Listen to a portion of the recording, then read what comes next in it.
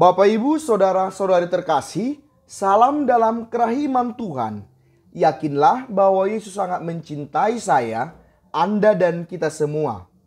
Saya masih tetap mengucapkan selamat Hari Raya Natal kepada kita semua dan selamat menyambut Tahun Baru 2023. Dalam video kita kali ini, saya mau mengajak kita untuk melihat satu fenomena yang terjadi terkait perayaan Natal baru-baru ini. Yaitu, tatkala Natalius Pigai memberi komentar yang keliru atas kedatangan Presiden Jokowi ke Katedral Bogor pada hari raya Natal yang lalu. Pigai mengungkapkan bahwa sebagai umat Katolik, ia mengecam tindakan Presiden Jokowi yang dikatakannya datang saat perayaan Ekaristi sedang berlangsung di altar kudus. Ia juga menyinggung bahwa Jokowi adalah orang Muslim, tidak pantas masuk ke gereja saat misa, kecuali jika di halaman gereja. Bahkan dengan keras ia juga mengatakan bahwa Jokowi bukan Tuhan Allah dan ini adalah rumah Allah yang kudus. Jujur, saya secara pribadi sangat merasa prihatin dengan fakta bahwa seorang yang mengaku Katolik justru melontarkan hal ini bahkan kepada publik. Tapi saya sangat yakin ia mengatakan ini sebenarnya bukan dalam kapasitasnya sebagai orang Katolik. Kita bisa menduga ada maksud lain. Karena bagaimanapun seorang Katolik tidak akan mungkin menyatakan hal yang demikian. Karena pernyataannya itu sungguh keliru. Kita lihat dari segi faktanya, dari segi tata liturgisnya, dari segi makna gereja sendiri, dan berbagai ajaran iman dalam gereja. Dan pasti ini bertentangan dengan yang sangat mendasar dalam gereja, yaitu bahwa Allah berbelas kasih kepada siapapun. Kita akan lihat dari berbagai pendekatan. Misalnya dari segi liturgis. Pigai mengatakan bahwa Jokowi datang saat perayaan Ekaristi sedang berlangsung. Saya sangat yakin perayaan Ekaristi kala itu sudah selesai, bukan sedang berlangsung seperti yang dikatakan Pigai. Bukti yang dapat kita lihat secara liturgis ialah bahwa imam tidak lagi mengenakan pakaian misa. Yang ada ialah para romo, para imam yang menyambut Presiden Jokowi kala itu hanya memakai jubah putih, mungkin juga alba. Sedangkan sebenarnya kalau merayakan Ekaristi, seorang imam harus mengenakan berbagai pakaian lain seperti stola dan kasula.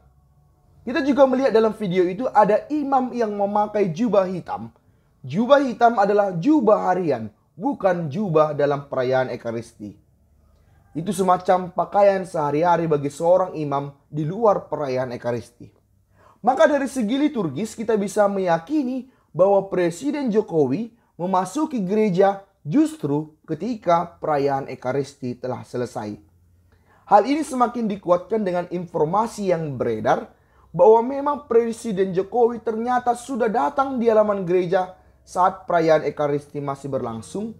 Namun karena menghormati perayaan Ekaristi yang sedang berlangsung itu, ia memilih menunggu sekian waktu di pelataran gereja Katedral Bogor dengan alasan agar tidak mengganggu perayaan Ekaristi yang sedang berlangsung. Lihatlah, ini merupakan suatu penghormatan yang besar oleh Presiden Jokowi akan perayaan Ekaristi. Dalam arti ini, kita bisa mengatakan bahwa Presiden Jokowi sendiri pun menghormati Ekaristi. Luar biasa tentunya. Karena sebenarnya dalam kebijakan tertentu terjadi juga bahwa pejabat negara masuk ke dalam gereja dan menyampaikan salam Natal maupun salam Paskah justru saat perayaan Ekaristi berlangsung. Sehingga perayaan Ekaristi dalam arti tertentu dijeda untuk sejenak. Dan hal itu salah satunya dilakukan oleh Gubernur Jakarta dulunya, yaitu Anies Baswedan. Ketika pada tahun 2017 ia memasuki gereja Katedral Jakarta saat perayaan Ekaristi Natal sedang berlangsung. Namun gereja Katolik sungguh toleran dan menghormati hal ini. Atas kebijakan tertentu maka hal ini dilakukan. Dan kita yakin ini bukan suatu pelecehan akan Ekaristi, bukan juga pelecehan akan Allah. Memang hal ini tidak ideal. Tapi dalam gereja kita dikenal yang namanya Ecclesia Supplet. Gereja melengkapi kekurangan yang terjadi, termasuk juga kekurangan seperti yang tadi. Dan cukup menarik untuk mengetahui bahwa Natalius Pigai yang juga umat Katolik pada masa itu sama sekali tidak berkoak, tidak berkicau, tidak mengecam seperti yang dilakukannya saat ini terhadap Presiden Jokowi. Maka kita bisa bertanya, benarkah Natalius Pigai mengecam Presiden Jokowi murni dalam kapasitasnya sebagai umat Katolik? Atau ada maksud dan kepentingan lain? Dari bidang lain, kita juga dapat melihat bahwa kecaman Pigai ini sungguh keliru. Ia mengatakan bahwa tidak pantas Presiden Jokowi yang adalah seorang Muslim masuk ke dalam gereja saat Ekaristi berlangsung. Seharusnya ia hanya di pelataran gereja. Saudara Pigai yang terkasih, Ekaristi kita adalah kehadiran Tuhan kita yang berbelas kasih, yang adalah Tuhan bagi semua orang, entah agama apapun. Itulah Tuhan yang hadir dalam Ekaristi. Maka sebenarnya tidak ada dalam ajaran dikatakan bahwa seorang Muslim atau umat agama lain apapun dilarang masuk ke gereja. Apalagi kalau mereka memang tidak mengganggu. Yang dilarang ialah bahwa umat agama lain mengambil bagian secara lebih dalam, yaitu hal-hal yang dikhususkan hanya bagi orang Katolik. Misalnya menerima hosti tubuh Kristus, atau juga menjadi lektor pembaca bacaan atau petugas liturgi lainnya. Hal ini memang tidak diperkenankan. Namun untuk sekedar hadir, hal itu tidak dilarang. Ekaristi tidak membatasi siapapun untuk sekedar hadir. Dasarnya ialah bahwa Allah kita adalah Allah yang berbelas kasih, yang belas kasihnya tidak terbatas bagi siapapun. Maka kalau Pigai mengatakan bahwa tidak boleh Presiden Jokowi yang adalah seorang Islam memasuki gereja saat Ekaristi, maka Pigai sebenarnya berhadapan dengan kenyataan tentang Allah sendiri. Pigai sedang membatasi belas kasih Tuhan. Dan siapakah Anda sehingga Anda membatasi belas kasih Tuhan? Seseorang boleh-boleh saja hadir selagi ia tidak mengganggu dalam perayaan Ekaristi. Dan tahukah Anda, saudara Pigai, bahwa ada beberapa orang non-Katolik yang menghadiri perayaan Ekaristi justru tersentuh mengalami Allah saat Ekaristi berlangsung. Misalnya, seorang mantan pendeta bernama Scott Hahn. Dia hadir saat perayaan Ekaristi berlangsung di sebuah gereja. Awalnya, ia hadir untuk menyelidiki apa yang terjadi dalam Ekaristi. Dan ternyata justru dalam perayaan Ekaristi itu ia disentuh oleh Tuhan. Sehingga ia kemudian dengan berani ingin menjadi Katolik bahkan bersama seluruh keluarganya. Padahal ia adalah seorang pendeta, istrinya juga seorang pendeta. Itu artinya siapapun tanpa melihat agamanya mungkin saja mengalami Tuhan yang berbelas kasih dalam perayaan Ekaristi. Maka siapakah kita berani membatasi belas kasih Tuhan? Sebenarnya kecaman Anda kepada Bapak Jokowi harus menjadi pertanyaan, karena Anda bukanlah Tuhan. Anda mengecam bahwa Bapak Jokowi bukanlah Tuhan. Tapi justru hal itu sebenarnya lebih pantas dipertanyakan kepada diri Anda, yang dalam arti tertentu sudah mau melebihi Tuhan, membatasi belas kasih Tuhan. Dari kengototan Anda mengatakan bahwa seorang Muslim tidak boleh hadir dalam perayaan Ekaristi, maka Anda juga sedang berhadapan dengan seluruh uskup se-Indonesia dan bahkan Paus sendiri. Saya mengatakan hal ini karena faktanya dalam perayaan Ekaristi yang dipimpin oleh seluruh uskup se-Indonesia sekalipun, terjadi bahwa ada umat agama lain yang hadir, termasuk umat Muslim. Contohnya baru-baru ini terjadi misalnya perayaan Ekaristi Tahbisan Uskup Amboina pada 23 April 2022 yang lalu, yang dipimpin oleh para uskup se-Indonesia, termasuk juga uskup di mana Pigai berdomisili. Saat itu hadir seorang Muslim dan diajak naik ke panti imam. Seorang Muslim yang hadir dalam gereja saat perayaan Ekaristi yang dihadiri oleh para uskup Indonesia itu adalah Menteri Agama Yakut Kholil. Bahkan ia diizinkan naik ke panti imam untuk secara langsung memberi cenderamata kepada uskup yang baru ditabiskan. Dan beliau juga berfoto bersama seluruh uskup. Maka kalau ini salah, pastilah para uskup se-Indonesia akan melarang hal ini terjadi. Tapi lihatlah, tidak ada larangan dan komentar pedas dari para uskup se-Indonesia. Malah mereka dengan senang hati berfoto di panti imam bersama Menteri Agama.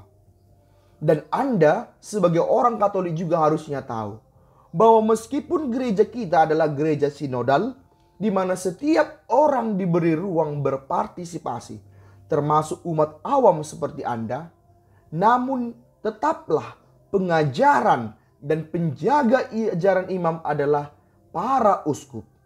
Dan penjaga serta penjaga iman itu tidak berkomentar. Lantas, mengapa Anda justru berkomentar dengan sangat keras? Apakah itu berarti Anda menentang uskup dan merasa lebih tahu ketimbang para uskup? Juga Anda akan terkejut kalau mengetahui bahwa dalam perayaan Ekaristi yang dipimpin oleh pemimpin tertinggi gereja Katolik, yaitu Paus, juga kerap hadir yang non-Katolik, termasuk yang Muslim. Misalnya di tahun 2015 yang lalu, dalam perayaan Ekaristi Kamis Suci yang dipimpin oleh Paus Fransiskus, hadir 2 wanita Muslim yang adalah narapidana. Kehadiran 2 wanita Muslim ini terkait dengan ritus pembasuhan kaki, di mana mereka menjadi bagian dari yang dibasuh dan dicium kakinya oleh Paus. Lihatlah, Paus sendiri bukan hanya memperkenankan umat Muslim hadir dalam Ekaristi, melainkan ia bahkan mencium kaki orang Muslim itu dalam perayaan Ekaristi. Bukan sebagai perendahan martabat Paus, melainkan sebagai pengajaran cinta kasih Allah.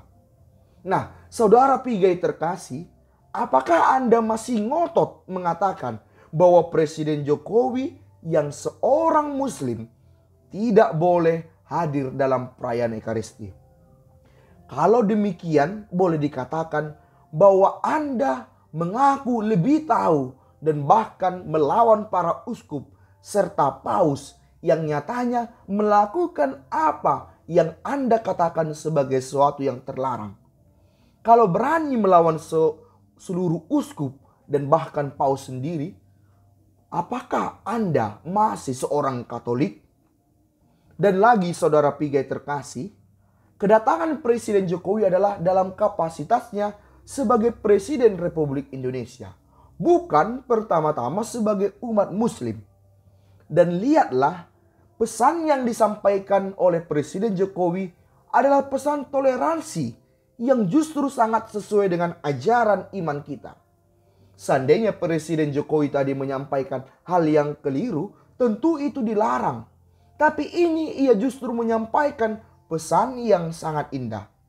Dan dalam gereja Katolik, meski gereja tidak boleh berpolitik praksis, tapi gereja dalam sejarah dan ajarannya selalu menekankan keterlibatan gereja dalam negara, termasuk menghormati pemimpin negara.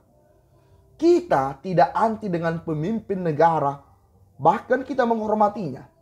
Ajaran gereja mengajak kita untuk itu. Dan ini bisa kita lihat secara konkret, misalnya bahwa dalam setiap doa umat di setiap perayaan Ekaristi, umat Katolik selalu wajib mendoakan para pemimpin negara sebagai salah satu intensi doa umat. Saudara Pigai yang terkasih, harusnya Anda sebagai orang Katolik berbahagia atas kedatangan Presiden Jokowi ke Katedral Bogor.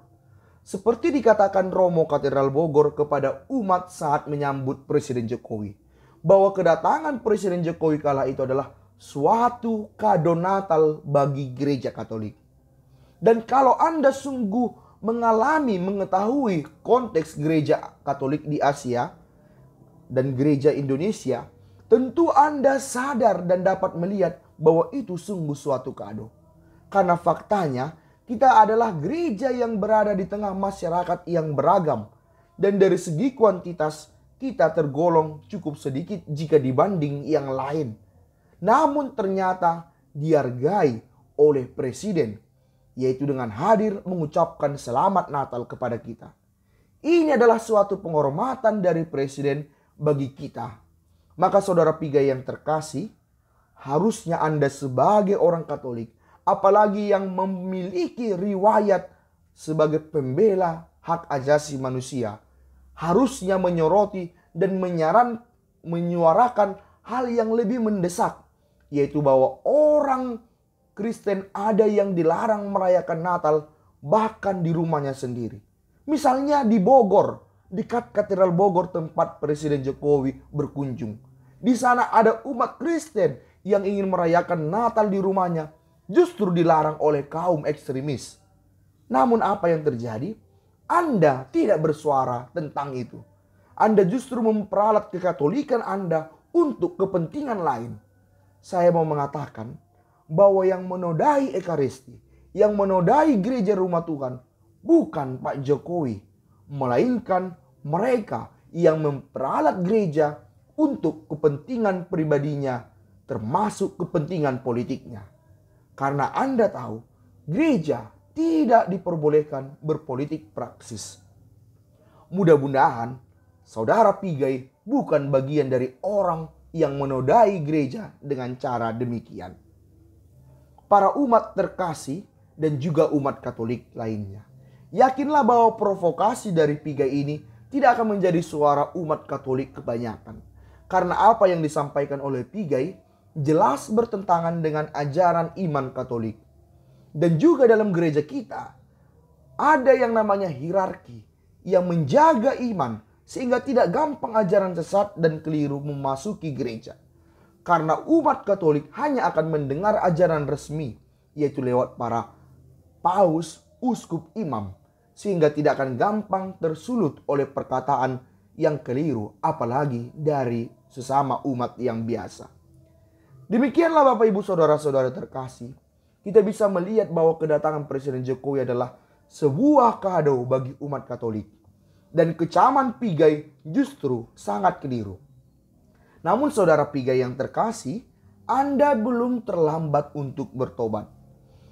Karena Allah mengasihi orang seluruhnya. Dan kalau Ia mengasihi orang yang non-Katolik, apalagilah Anda seorang Katolik, tentu akan juga dikasihinya. Asalkan Anda bertobat. Jangan mencari kasih dari dunia yang menghalalkan segala cara. Carilah kasih yang menerima Anda dalam pribadi Yesus. Yesus adalah hadir untuk semua orang. Karena itu Ia pun berkenan menampakkan dirinya kepada para Majus yang bukan orang Yahudi. Karena kasih-Nya demikian tidak terbatas. Saudara Pigai, Yesus mencintaimu, dan itu membuat kita yakin untuk bersama-sama menyerukan, Yesus, Engkau andalanku, Pace Ebene.